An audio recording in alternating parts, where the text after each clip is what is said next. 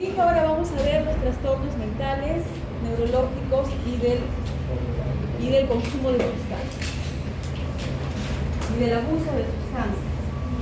Estos trastornos van a producir una carga de enfermedad bastante alta a nivel mundial. Se dice que el 14%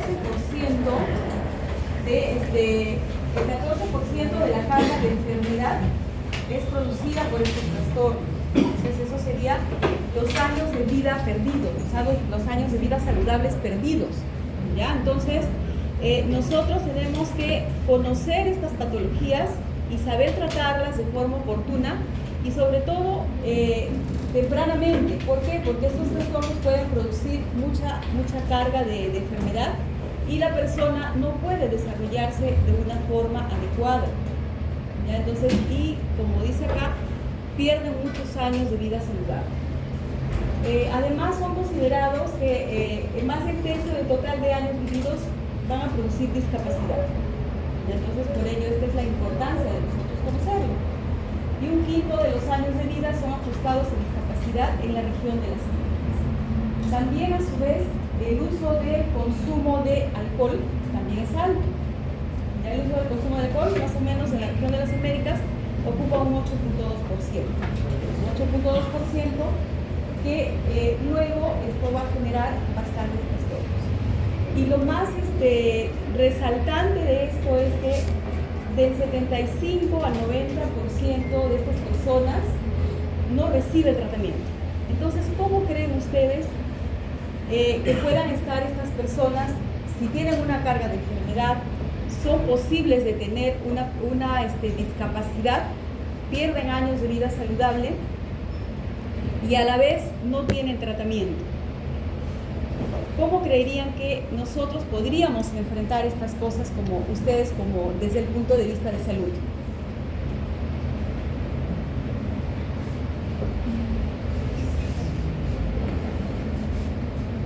El tema de promoción de salud mental. La promoción de la salud mental. Entonces, por ello, la Organización Mundial de la Salud, juntos con la Organización Panamericana de la Salud, ha realizado en el año 2008, ve que hay una carga alta de estas enfermedades y propone la elaboración de un plan de acción. Ya propone el plan de acción, el programa de acción para superar las brechas de salud mental. Estamos viendo, hay una brecha grande de la salud mental. ¿Por qué? Porque estas personas no tienen. Entonces, en el 2008 lanza este programa y se empieza a implementar desde el año 2010. ¿Ya? El piloto fue en Panamá. ¿Y cuál era el objetivo? El objetivo era atender las necesidades no satisfechas de las personas que tienen estos trastornos. ¿Qué significa las necesidades no satisfechas? Las necesidades que no son atendidas. Las necesidades que no son atendidas. Entonces, recuerden que dentro de este grupo de patologías está la depresión, está la psicosis, está la epilepsia, ¿ya? Está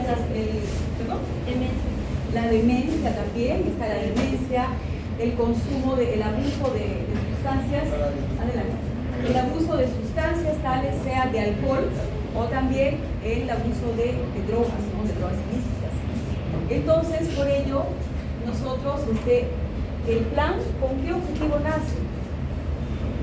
El objetivo de este plan es que se traten estas enfermedades desde los servicios no especializados, o sea, desde la atención primaria. Todos ustedes están rotando ahorita en su internado en atención primaria de salud. Todas las sedes son atención primaria de salud. Entonces, ustedes han visto, en todos los establecimientos que ustedes están, ¿hay psiquiatra? ¿O hay neurólogo? Entonces, porque nosotros siempre que relacionamos estas enfermedades es, lo tiene que atender el psiquiatra, lo tiene que atender el neurólogo. Pero el objetivo de este programa es que al personal de salud de atención primaria sea capacitado, tenga una serie de capacitaciones para que pueda manejar este tipo de pacientes pero de acuerdo a las competencias de cada una de las profesiones y hasta donde uno pueda, y luego de ello derivar hacia los niveles o referir hacia los niveles de mayor complejidad.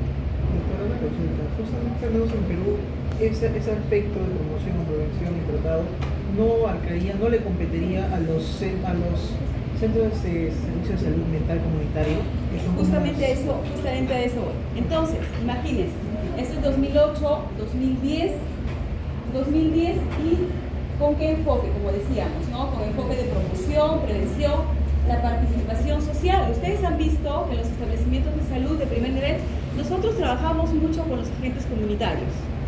Quizás por allí ustedes han participado en alguna campaña en donde ven que los agentes comunitarios, que son parte de la comunidad, ellos son el nexo con la población, el establecimiento de salud con la población. Entonces, ellos nos van a ayudar a entrelazarnos con la población, porque ellos son parte de la comunidad. Entonces, ¿para qué? Para que las personas nos acepten con mayor facilidad. Recuerden algo también, que las patologías que hemos mencionado, de acuerdo a nuestra cultura, siempre tienen un origen mágico religioso, ¿no? Porque dicen alguien tiene epilepsia y muchas veces dicen no, de repente le han hecho algo, por eso está teniendo las conclusiones. Entonces, tenemos población que es difícil de acceder. Si nosotros vamos, y sobre todo lo van a ver cuando hagan sus CEDUS, van a ir a comunidades en donde quien lidera la parte de salud es el curandero y todo. Entonces, incluso ustedes van a tener que aliarse con ellos para poder ir con otro tipo de ideas, para ver la parte de otro punto de vista de la salud.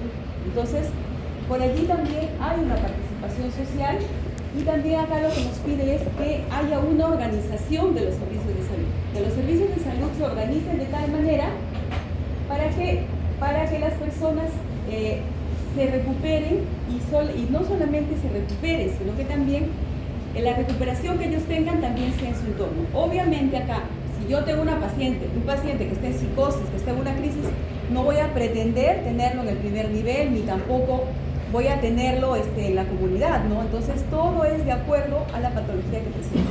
Pero una vez que nosotros damos la atención más prioritaria o la atención especializada, luego este paciente debe regresar a su comunidad, a su entorno.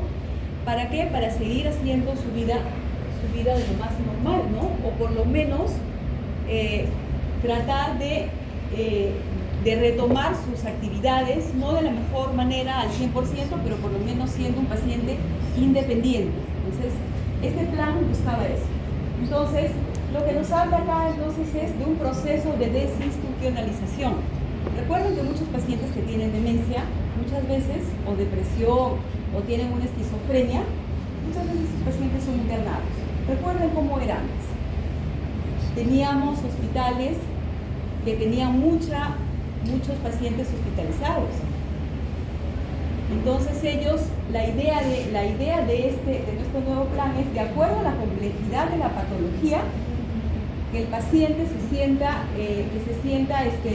mejor tratado, mejorar su calidad de vida en un entorno amigable, en un entorno saludable.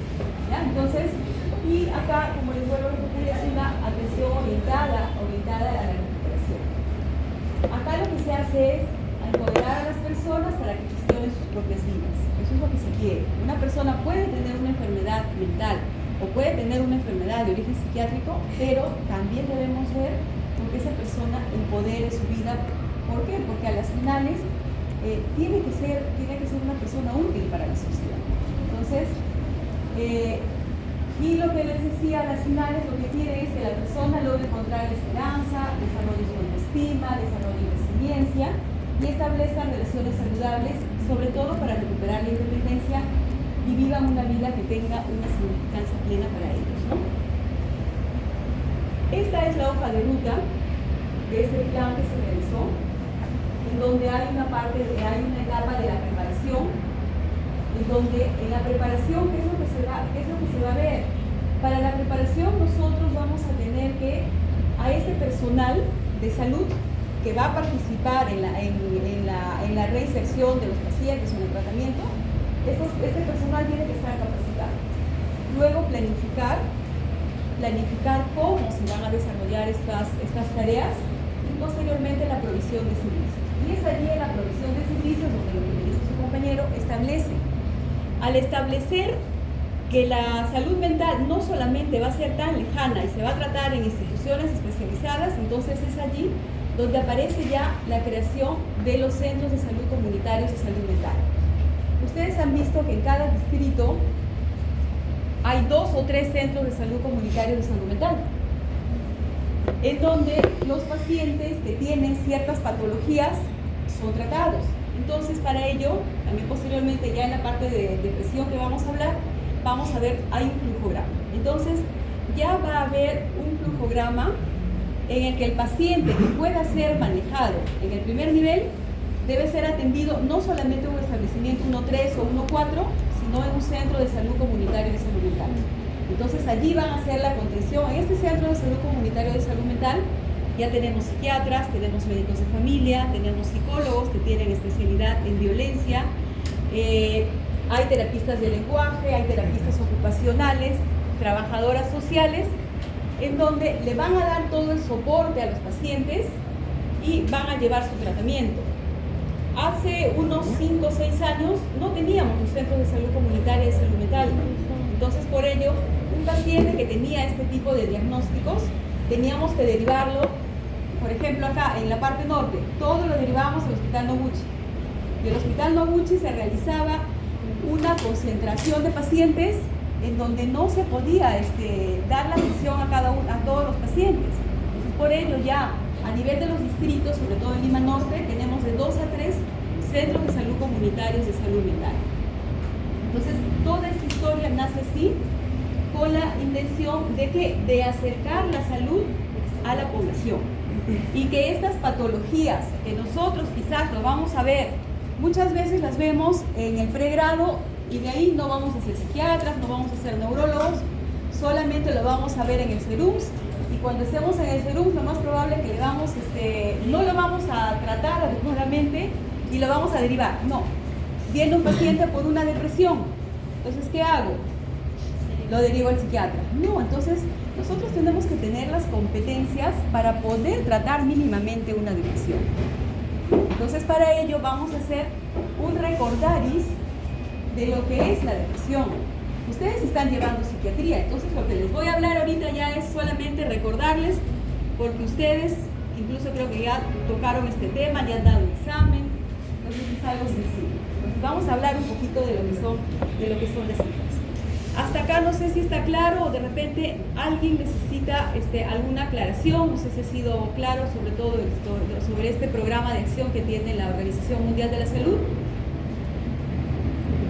No, claro.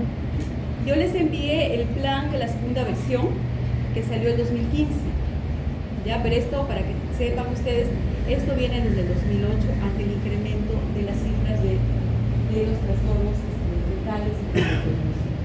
La depresión se estima que el 3.8% de la población experimenta depresión. El 5% de adultos sufren de depresión. ¿En quiénes es más frecuente la depresión? A ver. Adultos mayores. Ya, de acuerdo a los cursos de vida, adultos mayores. Y de acuerdo al sexo, Femenino. las mujeres. Las mujeres son más propensas a tener depresión, ¿ya? Aproximadamente 280 millones de personas sufren depresión. Entonces se dan cuenta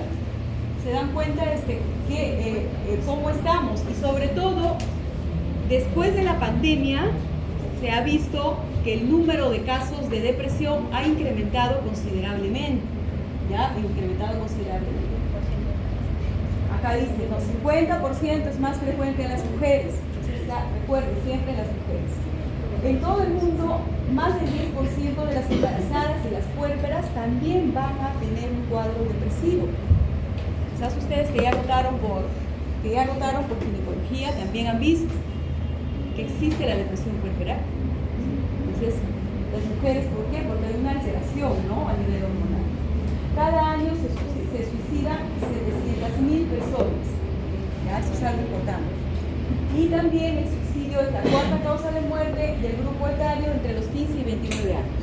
Entonces, la depresión es una patología muy frecuente, pero muchas veces también la depresión no es diagnosticada adecuadamente, ¿ya? Sobre todo en poblaciones, niños y los adultos mayores. Ellos no hablan realmente o no van hacia un lugar en donde buscar la atención de salud, hacia un establecimiento de salud. ¿Cómo define la Organización Mundial de la Salud a la depresión? Como un trastorno. Ya es un trastorno. A ver, ¿quién lo lee? Voluntarios. A ver. No, yo lo... A ver. La OMS refiere que la presencia de tristeza, pérdida de interés o placer, sentimientos de culpa o falta de autoestima, trastornos del sueño, del apetito, sensación de cansancio y falta de concentración. Entonces estamos viendo que hay una serie de síntomas, ¿no? Pero lo característico es, hay una tristeza patológica. Hay una tristeza patológica y que no está de acuerdo con la magnitud de los problemas que presenta el paciente, ¿no? Entonces, eso es lo característico. Y aparte también es que no hay una sensación de placer por las cosas que realiza, lo que se le denomina la anedonia. Entonces, esas dos síntomas, esas dos características importantes, entonces nos va a ayudar a definir lo que es la depresión. En cuanto a la etiología, ¿qué es lo que causa depresión? A ver, ¿qué puede causar depresión?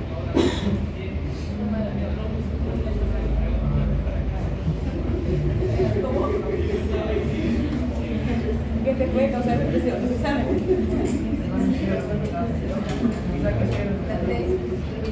La tesis les causa depresión, ya no duermes. Entonces, existen factores biológicos. ¿Ya? Existen factores biológicos, factores genéticos y factores psicosociales que pueden causar la depresión. Dentro de los factores biológicos, ¿con qué está relacionada la depresión generalmente? A ver tú.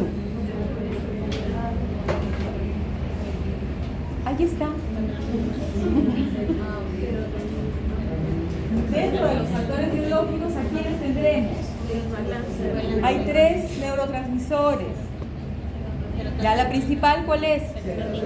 La serotonina, ¿no? ¿Y qué pasará con la serotonina? Está disminuida, ¿no? Entonces eso es una de las causas. ¿Por qué? Porque puede haber una depresión. ¿Ya? ¿Acá su compañero ya se durmió? ¿Estoy escuchando? Cerramos sus ojitos más. Ya. La depresión. También habrá una desregulación hormonal, ¿no? Entonces, acá también hay una desregulación hormonal que eso a los finales me va a producir una depresión. También hay trastornos inflamatorios. La presencia de citocinas también nos refiere que eso a la larga se puede estar alterado en un proceso de depresión, ¿ya? Y también hay alteraciones neuroanatómicas. Alteraciones neuroanatómicas, se han hecho estudios en imágenes y se ve que una persona que tiene depresión, en ciertas estructuras neuroanatómicas se van a ver ciertos cambios, va a haber densidades, entonces, y eso es lo que puede estar causando, quizás sería el foco de la depresión. En cuanto a los factores genéticos, ¿habrá una herencia familiar? Sí. Hay una herencia familiar. Una predisposición genética. También lo que nos habla también es la presencia de genes, ¿no?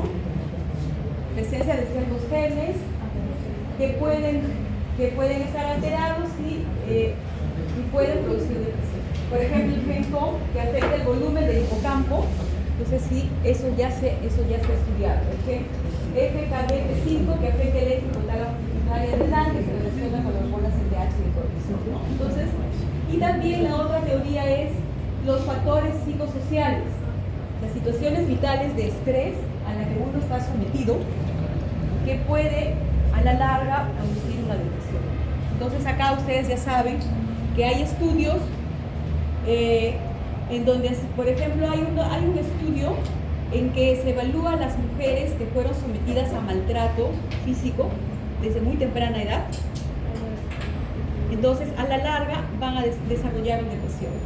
Lo compararon con un grupo, las que no tuvieron este evento adverso, entonces ellas no hicieron depresión. Pero muchas veces dependerá también del tipo de la personalidad que tengamos cada uno de nosotros, ¿no? No siempre una persona que sufrió un evento adverso puede desarrollar una depresión. ¿Ya? Entonces, continuamos. Y también lo que vamos a ver, ¿qué factores de riesgo tiene una depresión? A ver, vamos por acá. ¿Cuál será un factor de riesgo para presentar una depresión? ¿Ah?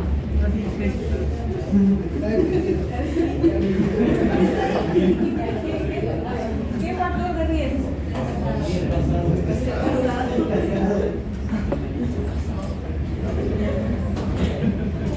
A ver qué.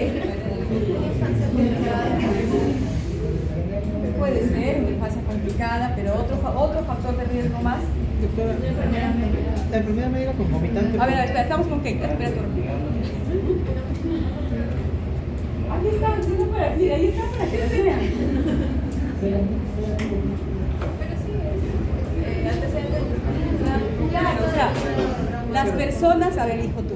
Justamente en el consultorio psiquiátrico lo que llegan son pacientes que tienen enfermedades, como dicen, médicas concomitantes. En este caso, neoplasias que son a larga data, que pueden ir empeorando o simplemente no tener un resultado positivo, pero predisponen al paciente a tener un pensamiento depresivo, más que nada. Claro, es verdad, ¿no? Una enfermedad concomitante, principalmente en este tiempo, ¿no? Por ejemplo, un paciente con cáncer no va a estar alegre, es algo lógico, ¿no? Siempre, de todas maneras, un paciente que tiene dolor crónico, o sea, también es frecuente que se tienda a deprimir. Recuerden que la fibromialgia, ¿no? Una paciente que tiene dolor, que a pesar de tomar sus medicamentos no cede, entonces obviamente que va a estar deprimido.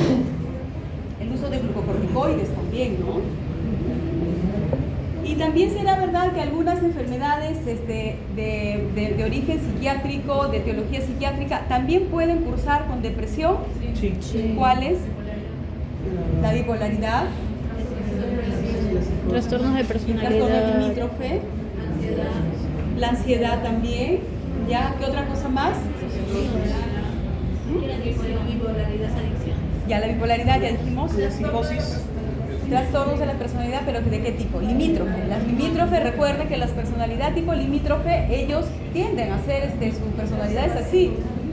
Después, los trastornos de alimentación también. Por ejemplo, un paciente con bulimia, un paciente con anorexia. Un paciente con anorexia también tiende a hacer una depresión. Un estatus económico bajo también deprimirá. Sí. También deprime, ¿no? También deprime, no solo ya. Después también nos habla el estado civil. El estado civil, ¿qué estado civil? Viudo, divorciado, separado. Parece que los casados no tienen depresión.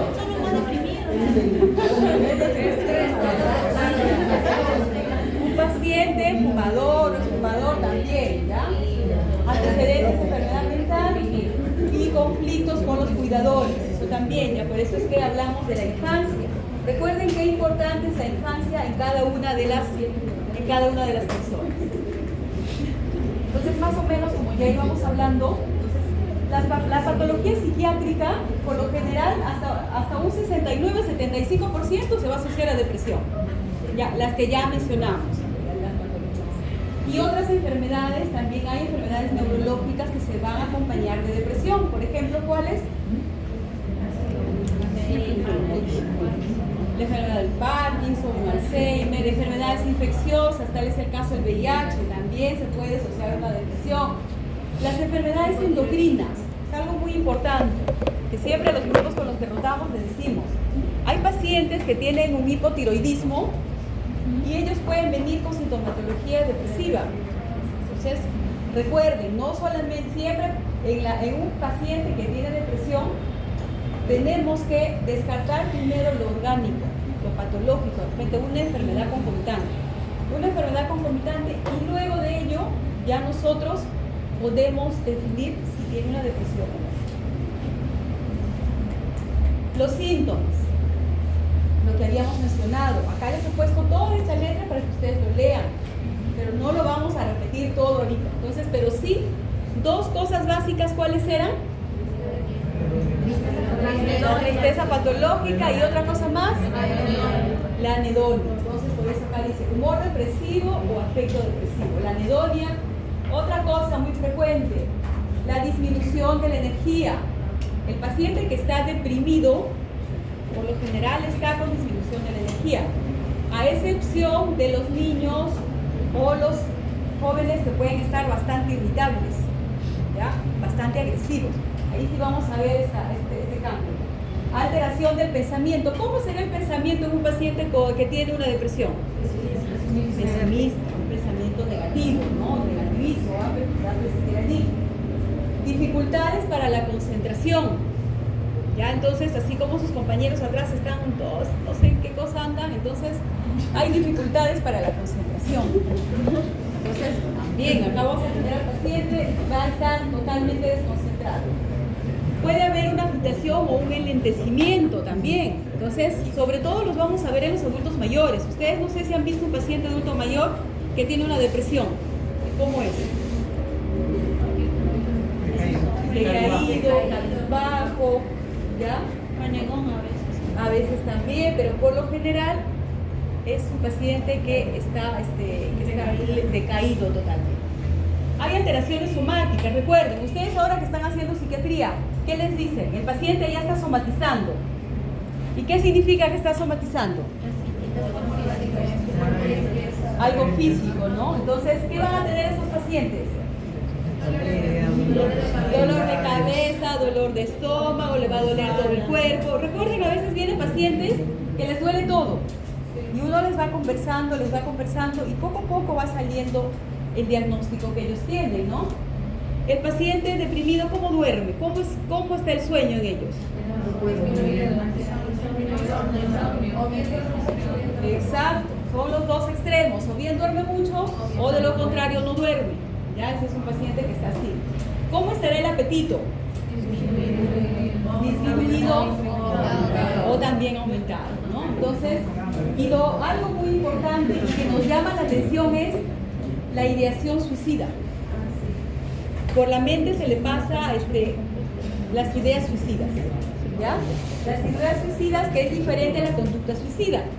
Entonces acá tenemos que ver mucho, sobre todo en por curso de vida. Por ejemplo, un adolescente que quiere suicidarse, ¿qué hará primero?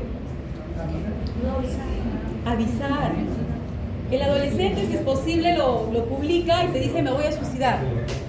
Pero en un adulto mayor, el adulto mayor no avisa. Entonces por eso es muy importante que tengamos eso en cuenta. El adulto mayor, de frente, él ejecuta. Exacto, ejecuta.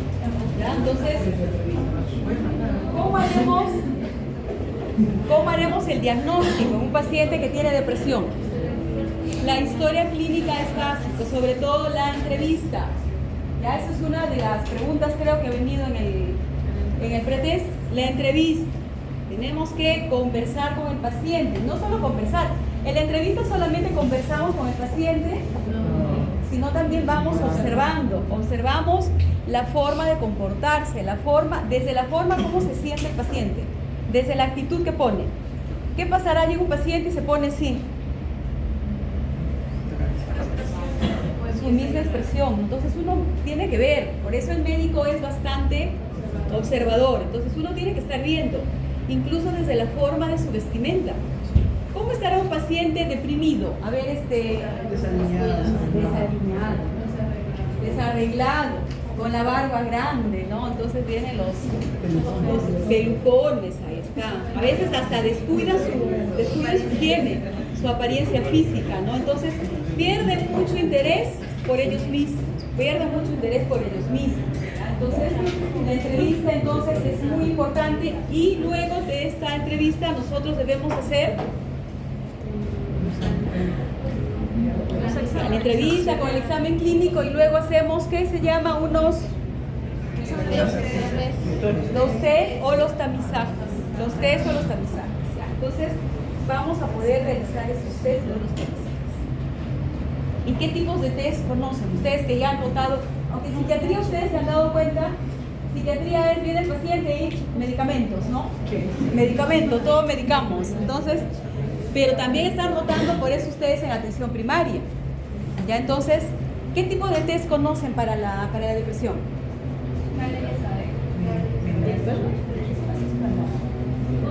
El mini mental es para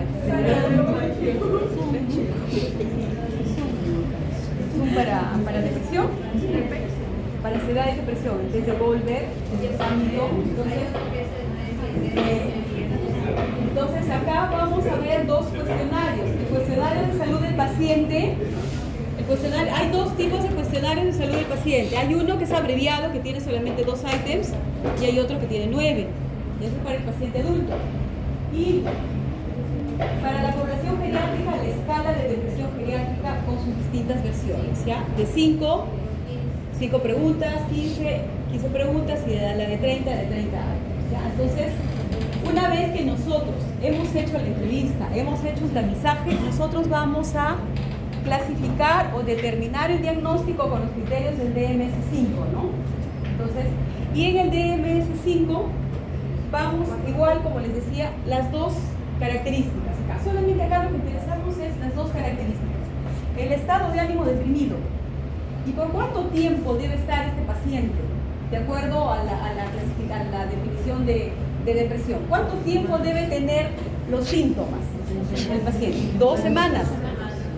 Para poder catalogarlo como depresión debe ser 2 semanas. Entonces, el estado de ánimo deprimido la mayor parte del día. Y la otra cosa, la disminución importante del interés o placer por realizar las cosas, sobre todo las actividades que nos gustan, ¿no? Entonces eso se llama la anedonia. Luego también se puede acompañar de pérdida de peso. Debe haber, de acuerdo al DSM-5 nos dice que debe haber 5 de estos criterios. ¿Ya? 5 y repetidos. ¿Cuántas semanas? 2 semanas. La pérdida importante del peso sin hacer una dieta, ya eso también es importante. El insomnio, lo que les decíamos, o la hipersomnia, agitación o retraso psicomotor, la fatiga o pérdida de energía, y también hay un sentimiento de inutilidad. ¿Ya? Eso también es algo marcado. Disminución de la capacidad de pensar o concentrarse, y los pensamientos de muerte son recurrentes. Entonces, vemos eso de acuerdo al DSM-5. Recuerden que el DSM-5 ha clasificado a las patologías de acuerdo a criterios. Esos son los otros criterios, pero los otros son los más importantes. Ahora sí vamos acá en lo que es nosotros. El año pasado, a nivel del Ministerio de Salud, sacó una guía práctica clínica para el tamizaje, diagnóstico y tratamiento para la depresión en personas mayores de 18 años. Es la última guía que ha sacado el Ministerio de Salud. Entonces, ¿qué nos dice esta guía? Nosotros debemos hacer un tamizaje a las personas mayores de 18 años, y en dónde nos recomienda realizar este tamizaje. En el establecimiento de salud, a los pacientes que acuden, ya sea a la atención, los pacientes que acuden a la estrategia para el control de tuberculosis, a la estrategia de VIH, a los padres de los niños que los llevan a sus hijos a crecimiento y desarrollo. Entonces nos dice, realiza el tamizaje, y luego de eso, luego haces una entrevista y aplicas esos instrumentos, y luego, si tienes a este paciente con sospecha de tener una depresión, pasaría a una consulta médica. Pasaría una consulta médica en los establecimientos de salud, ¿no? Entonces, ¿y quiénes deben realizar este tamizaje? ¿Qué nos dice? Estamos ya ahorita, recuerden, ¿qué decía la OMS y la OPS? Que deben ser altamente especializados los servicios para detectar la depresión. Entonces acá, nuestra mente siempre es, ya, ¿quién hace el tamizaje para depresión? ¿Qué pensaríamos? El psicólogo, ¿no? Pero no, lo que nos dice la norma es, no puede ser cualquier profesional de la salud capacitado, ¿ya? Cualquier profesional de la salud capacitado puede aplicar este tamizaje. ¿Y qué cuestionarios utiliza esta guía? El PHQ-9 de adultos y la escala de depresión geriátrica de adultos mayores.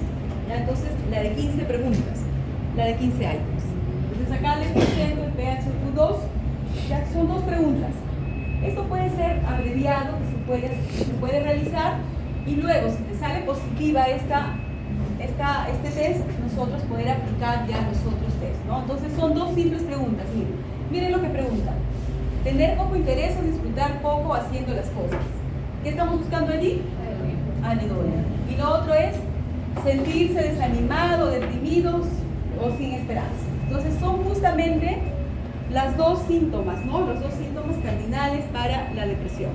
Y este es el PHQ-9, que tiene 9 preguntas y le va a dar un puntaje de interpretación que es negativo hasta 4. De 5 para arriba, porque es hasta 27, ya estamos hablando de una depresión. El corte de depresión leve es hasta 9 es depresión moderada de 10 a 14, de 15 a 19 depresión moderadamente severos y síntomas depresivos severos de 20 a 27. Y entonces, con eso nosotros ya podemos ir trabajando con nuestros pacientes. Y esta es la otra escala, ¿no? Para los adultos mayores. Igual, normales hasta 4. ¿Ya? Entonces, esas escalas son las que se van a aplicar. Y también esta guía tiene un flujograma para el tamizaje de la depresión, el primer nivel de atención del Ministerio de Salud. Como decíamos, la persona mayor de 18 años acude al establecimiento de salud, ya sea viene a consultorio externo o alguno de los servicios, entonces, y se aplica el instrumento de tamizaje. Escojo qué instrumento de tamizaje le voy a aplicar y vamos a ver los resultados. Si el resultado es mayor o igual a 5, ¿qué decimos? Positivo. Negativo. Y se hace si es positivo, entonces acá será una orientación. Si el tamizaje es positivo, tengo que ver qué cosa en la depresión. Riesgo suicida. Eso es lo que tenemos que buscar, porque recuerden, en la depresión no es solo tratarlo, sino evitar que los pacientes se suiciden. ¿Ya? Evitar que los pacientes se suiciden. Si el tamizaje es positivo, si tiene riesgo suicida, no hay, le damos una consejería y luego pasa al consultorio de salud mental o al consultorio médico. ¿Ya? Si tiene riesgo suicida, pasamos a medicina. ¿Por qué? Porque ya estos pacientes, allí sí debemos manejarlos ya con qué lo manejan. Con medicamentos, ¿no? Con medicamentos, y también ahí tiene que ver la psicoterapia. Y luego también en esta guía hay un programa de evaluación de diagnóstico de depresión de primer nivel. Entonces, ya está el paciente en el servicio de medicina, tiene riesgo suicida. Evalúo y tengo que determinar si tiene el diagnóstico. Algo importante que dijimos, hacer un diagnóstico diferencial con quiénes, con otro tipo de patologías. Determino que es una depresión, ¿ya? Si yo considero que tiene comorbilidades, tengo que tratar también esas comorbilidades. Puede ser que el paciente tenga comorbilidades, entonces si yo no lo trato, el paciente va a seguir siempre con ese comportamiento que está deprimido, ¿no? Entonces, luego de eso, si es una depresión leve, se va a tratar en un centro de salud mental, ¿no? En el consultorio de salud mental. Si es una depresión moderada o una depresión severa, acá nosotros tenemos que ver si tiene riesgo suicida. Si tiene un riesgo suicida leve, le tengo que hacer la referencia al centro de salud mental comunitario. Ya el centro de salud mental comunitario me ve este tipo de patologías, ¿ya? Pero si tiene un riesgo suicida moderado, grave o extremo, será la referencia a un establecimiento de salud de mayor complejidad, que sería un hospital, ¿ya? Entonces, esa es la forma como lo está manejando, nos está diciendo la guía del Ministerio de Salud. Esta guía me parece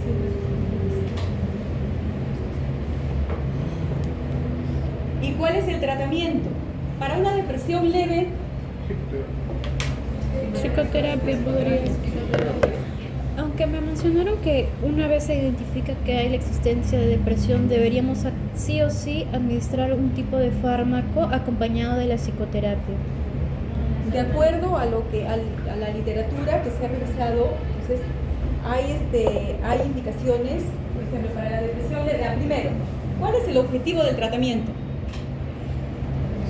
Proporcionar una calidad de vida al paciente. que el paciente sea funcional. Exacto.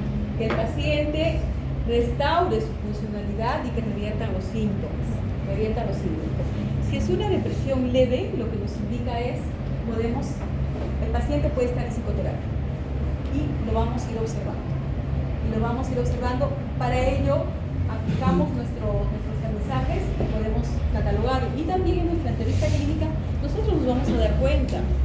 Es un paciente que está llorando, viene llorando, no tiene ganas de hacer las cosas, no está yendo a estudiar. Entonces, obviamente, yo no lo voy a mantener solamente con psicoterapia. ¿Por qué? Porque ya está alterando su ritmo de vida. Desde el punto de vista que está alterando su ritmo de vida, no está haciendo sus actividades que tiene que hacer regularmente, ya por eso es que deja de ser algo leve. Entonces, por ello es que el objetivo del tratamiento es la revisión de los síntomas, busca la revisión de los síntomas y el paciente tiene que restaurar la funcionalidad de su vida, ¿no? Entonces, la psicoterapia, entonces, como les decía, en depresión leve, también se maneja la psicoterapia cuando está contraindicado el tratamiento, ¿ya? Por ejemplo, pacientes que están dando de lactar, pacientes que están gestando, y también la psicoterapia puede coadyuvar al tratamiento y se van a dar este tipo de psicoterapia cuando hay eventos adversos. Por ejemplo, la paciente tiene un divorcio o la paciente tiene un duelo porque perdió a su mamá, perdió a su papá, perdió a su hijo. Entonces allí sí va concomitantemente con la psicoterapia. Luego, acá sí ya venimos a hablar el tema del tratamiento farmacológico. En cuanto al tratamiento farmacológico, ya ustedes lo saben de memoria, entonces, primero, de primera línea, ¿a qué utilizamos? Los inhibidores de la recaptación de la serotonina. ¿Ya? Entonces, acá les he puesto la fluoxetina, la sertralina, que se usa bastante con la fluoxetina. Estos son los más cómodos, ¿no? Porque sí, recuerden que el tratamiento farmacológico de la depresión es costoso. Pero gracias a este plan de acción que les estoy mencionando, también ve que haya mejor acceso. Entonces, ahora nosotros al tener un centro de salud comunitario de salud mental, el paciente va a este centro comunitario de salud mental y le dan en forma gratuita estos medicamentos. ¿Ya? Anteriormente no había eso. Los medicamentos para la depresión son bastante caros. Entonces, acá tenemos la fluoxetina, la sertralina, el escitalopram, la fluvoxamina y la paroxetina. Acá están las dosis iniciales con las que debemos empezar. Sertralina, ¿con qué dosis iniciamos? Con 50. Con 50, ¿ya? Con 50, siempre se inicia con 50. La fluoxetina, que son los que más vamos a usar, los que más van a usar ustedes. 20. Cuando vayan a sus serums, ustedes van a tener un paciente, no van a decirle de repente tienen, porque a veces se tienen los medicamentos, no le van a decir, no lo voy a manejar, le hago su referencia al psiquiatra. Entonces, no. Entonces, la idea ahora es que ustedes sepan todo esto. ¿Por qué? Porque tienen que manejar a los pacientes. ¿Ya? Tienen que manejar a los pacientes. Y como todos ustedes... Perdón, sí, disculpe. Yo tengo entendido que nosotros vamos a manejar a pacientes leves. Sin embargo, si nos topamos con un paciente moderado y severo, ahí ya sí, directamente una... Le puedes iniciar, pero hacerle la referencia. Y mandarlo hacia... La referencia. Claro, igual va a demorarse 30, me imagino, días.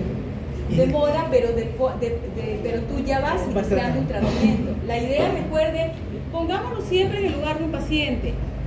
A nosotros nos gusta que vayamos a un establecimiento o algo y nos digan, bueno, ¿sabes qué? Yo no te puedo ver, que te vea tal especialista, pero no te doy nada. Entonces, ustedes van a salir como médicos. Entonces, por eso es que deben tener el conocimiento. ¿Para qué?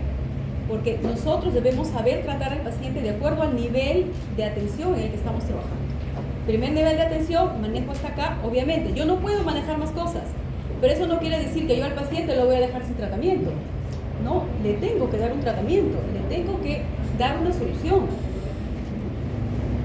El otro grupo son los inhibidores de la recaptación de serotonina y norepinefrina. ¿Ya? La venlafaxina, la desvenlafaxina y la duloxetina. Y el único inhibidor de la recaptación de la noradrenalina y la dopamina, que es el bupropión. también ustedes han visto. Ustedes están viendo bastante este tipo de medicación en el consultorio de psiquiatría. Los inhibidores de las selectivos de la recaptación de noradrenalina, la norepinefrina, los antagonistas alfa 2 también se utilizan. La mirtazapina también es un medicamento que se utiliza para la depresión. Ya hay pacientes que están con mirtazapina y la dosis de inicio es de 15 miligramos.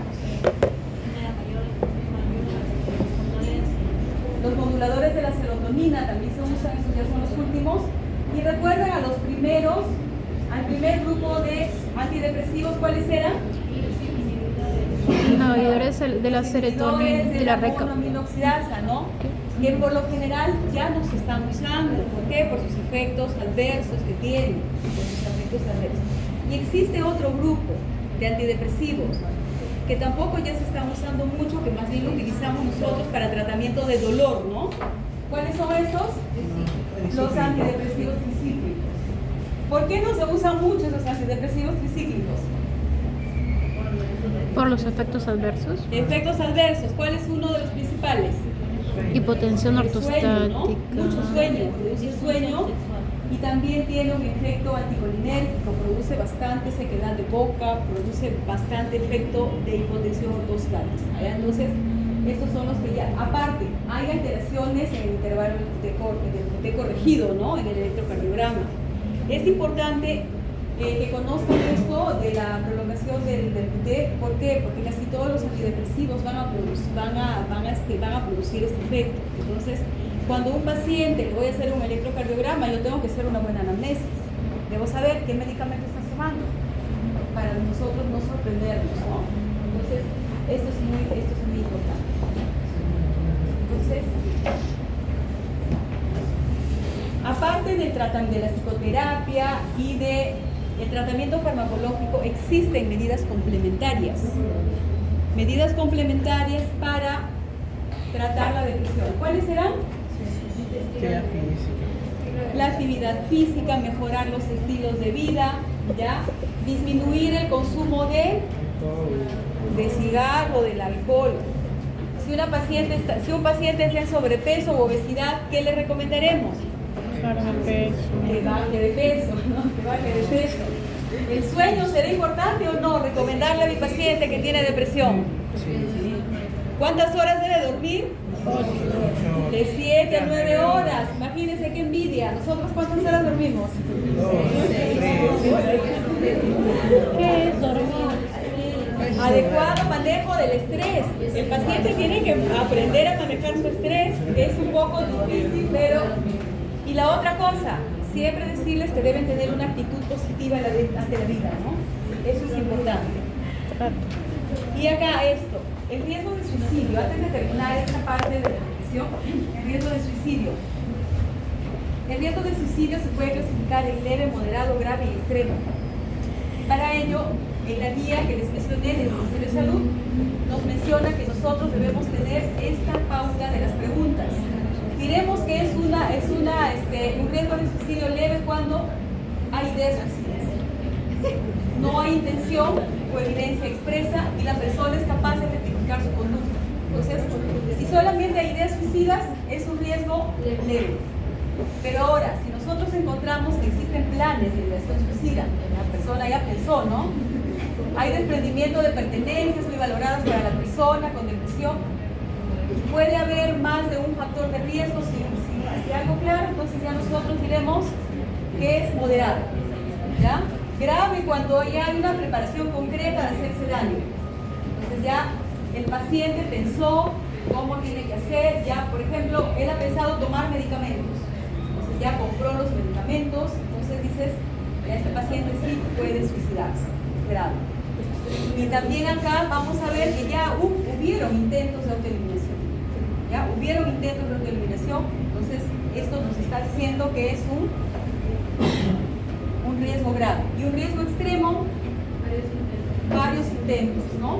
Cuando hay varios intentos ya estamos hablando de que el paciente tiene un riesgo grave de suicidio y nosotros ya tenemos que haber actuado. Y esto solamente como les un resumen lo que la guía nos dice de acuerdo al tratamiento. El tratamiento que nos dice. Y acá está, miren, ¿cómo lo divide acá la guía? Lo divide el tratamiento en un establecimiento no especializado de salud mental. Llámese quién es. ¿Qué centro será? Salud mental comunitario. No especializado, primer nivel, 1-1, 1-2, 1-2 y 1-3. Y acá el centro de salud comunitario. Entonces, en la estructura del Ministerio de Salud, ustedes saben que existen establecimientos de salud 1-1 que no tienen médico, el 1-2 que tiene médico y atiende 6 horas, el 1-3 tiene médico, tiene odontólogo, tiene todo el equipo básico y atiende 12 horas, el 1-4 tiene especialistas, tiene internamiento y se atiende parto. Y aparte de eso existe el Centro de Salud Comunitario de Salud Mental, que atiende exclusivamente los pacientes con problemas de salud mental, en donde dijimos que había, ¿qué médicos había? Psiquiatras, Médicos familiares, de familias, psicólogos, terapistas y todo. Entonces, acá por eso lo está dividiendo. Miren, esto es no especializado en salud mental. O sea, acá estamos hablando 1-2, 1-3 o 1-4. Algunos 1-4 sí tienen psiquiatra. Y el Centro de Salud Comunitaria. Entonces, vamos a ver. La depresión leve se va a manejar en un centro de salud no especializado. La leve. No tiene por qué una depresión leve ir de frente a un centro de salud comunitaria de salud mental. La idea de la norma, del plan de acción es que nosotros tratemos, que el tratamiento esté más cerca al paciente, ya para reinsertarlo. Entonces, tendremos que dar el paquete de atención en salud mental. Entonces, acá por eso dice, hay una consulta médica, la psicoeducación, la consejería, activación conductual, intervención psicológica y grupal. Entonces, tengo que observar yo cómo evoluciona el paciente, si evoluciona favorablemente o no. Si evoluciona favorablemente, el paciente va a continuar en este establecimiento de salud. Pero si no evoluciona favorablemente, yo lo tengo que referir ¿a dónde? Centro de salud. A un centro de salud comunitario. Ya, yo hago la referencia. Entonces, y allí tengo que, de acuerdo al tratamiento, tengo que ver cómo, si remiten o no los síntomas. Y luego de ello tengo que hacer el seguimiento hasta los 6 meses.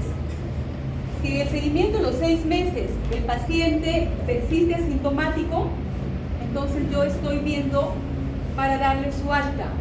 El paciente se va de alta. Pero ¿qué pasa si un paciente tiene una depresión moderada o severa? Cambian las cosas, ¿no? Acá tengo que ver primero, moderada y severa, ¿qué veo primero? Dijimos en antes, riesgo de suicidio, riesgo de suicidio. Si el riesgo de suicidio es moderado, grave o extremo, entonces yo tengo que, primero lo que tengo que hacer es referirlo, allí sí ya no espero, ahí sí tengo que referirlo a un centro hospitalario. ¿Por qué? Porque muchas veces ese paciente tiene que ser hospitalizado para recibir su tratamiento, estabilizarlo y luego recién derivarlo al Centro de Salud Comunitaria de Salud Mental. ¿Ya? Por eso acá está. Usuario estabilizado y se contrarrefiere al Centro de Salud Mental Comunitario. ¿Ya? Entonces, ¿pero qué pasa si un paciente tiene una depresión moderada o severa, no tiene riesgo de suicidio, continúa el tratamiento en el Centro de Salud Mental Comunitario? Se le aplica el paquete de atención del equipo interdisciplinario, la evolución favorable, entonces este paciente va a continuar. Si el paciente mejora, revisión de los síntomas, se hace seguimiento de 6 meses y luego se le hace el alta clínica. Ya, el alta clínica. Entonces, esa es la forma como el Ministerio de Salud lo ha estructurado para el manejo de los pacientes con depresión. Entonces, no sé si hay alguna pregunta allí, sino para ver un video. Recuerden mucho que a veces nos da vergüenza decir que tenemos depresión, ¿no? O no nos da vergüenza decir estoy deprimido, o lo cantamos a los 4 vientos y decimos estoy deprimido, ¿no es cierto? Entonces siempre nos da vergüenza, y es más, de repente a veces tomamos medicamentos y no decimos, ¿ya? ¿Por qué? Porque de todas maneras siempre hay un estigma, ¿no? Entonces